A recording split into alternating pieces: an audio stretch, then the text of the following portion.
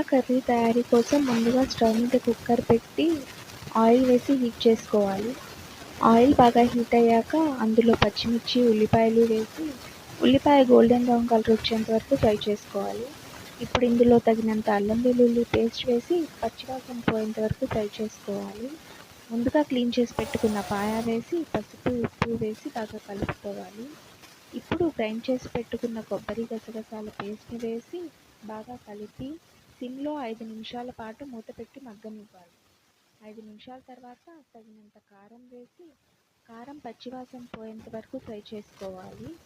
ఆ తర్వాత ఇందులో తగినన్ని నీళ్లు పోసి కొత్తిమీర, ధనియాల పొడి వేసి కుక్కర్ మూత పెట్టి 5 విజిల్స్ వచ్చేంత వరకు ఉడికించుకోవాలి. ఈ పాయాకి బెస్ట్ కాంబినేషన్ అంటే దోశ అనే చెప్పుకోవాలి. 5 విజిల్స్ తర్వాత మన mutton paya with dosa ready.